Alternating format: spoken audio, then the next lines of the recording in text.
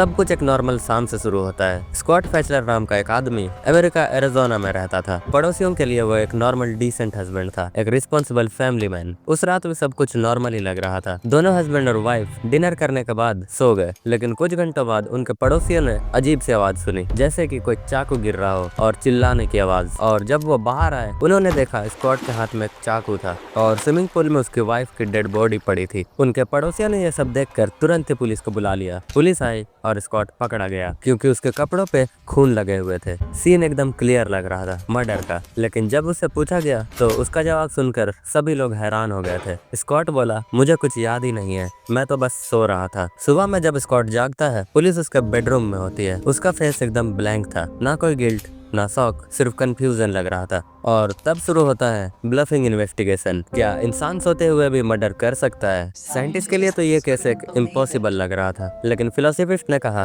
हो सकता है। एक रेयर कंडीशन होती है सोमनम्बुलिज्म, जिसे हम स्लीप वॉकिंग कहते हैं। लोग इसमें उठकर चल सकते हैं और काम भी कर सकते हैं, और कभी कभी लोग वायलेंट भी हो जाते हैं, लेकिन ये वायलेंस इंटेंशनल नहीं होती। दिमाग का सिर्फ एक हिस्सा एक्टिव होता है और बाकी सो रहा होता है। स्कॉट के लॉयर ने ये आर्गुमेंट दिया। उन्होंने कहा उस रात वो अपनी वाइफ से आर्ग्यू कर रहा था, स्ट्रेस में था और ब्रेन ट्रिगर हो गया और उसने बिना होश के अटैक कर दिया। कोर्ट में कुछ एक्सपर्ट्स भी आए थे, स्लीप स्पेशलिस्ट और न्यूरोलॉजिस्ट भी। उन्होंने कहा स्लीप वॉकर्स कॉम्प्लेक्स काम कर सकते हैं, जैसे कि कार चला सकते हैं, डोर खोल सकते हैं और यहाँ तक कि किसी को हार्म भी कर सकते हैं, वो भी बिना याद रखे। लेकिन प्रोसिक्यूशन ने कहा अगर वो स्लीप वॉकिंग कर रहा था तो उसने चाकू क्यों छिपाया और अपने कपड़े क्यों बदले? और यही सवाल पूरे केस का टर्निंग पॉइंट बन गया। क्या स्लीप वॉकिंग किलर इतना प्लान्ड हो सकता है या वो बस एक्टिंग कर रहा था? और तब कोर्ट दो हिस्सों में बट चुकी थी। कुछ लोग कह रहे थे ये ट्रेजिक एक्सीडेंट है और कुछ कह रहे थे ये कोल्ड ब्लडेड मर्डर है। लेकिन सबसे ज्यादा डिस्टर्बिंग बात यह थी, स्कॉट को खुद भी नहीं पता था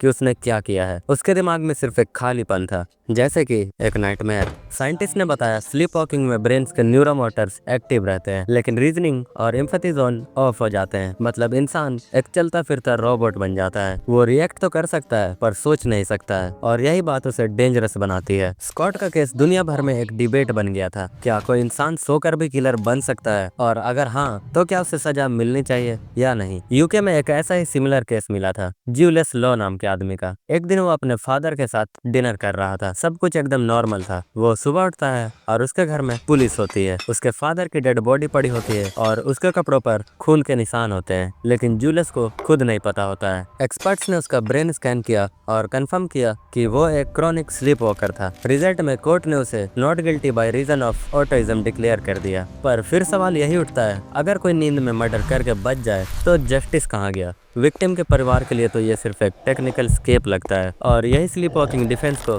सबसे कंट्रोवर्शियल बनाता है। साइंस के हिसाब से ये रेयर है, लगभग 0.1% केसेस में ऐसा स्लीप वॉकिंग होता है। एक मूवमेंट जिसमें इंसान अपने सबसे वेरिएबल स्टेट में होता है और एक ऐसा काम कर जाता है जो वो खुद भी नहीं सोच सकता। स्कॉट फैचलर को फाइनली गिल्टी डिक्लेयर किया गया और कोर्ट ने बोला इतना ऑर्गेनाइज्ड क्राइम नींद में पॉसिबल ही नहीं है, और उसे उम्र कैद की सजा मिल गई। आज भी फिलोसफिस्ट और लीगल एक्सपर्ट डिबेट करते हैं क्या स्लीप वॉकिंग सिर्फ एक एक्सक्यूज है या दिमाग का वो ग्लिच जिसे हम आज तक नहीं समझ पाए।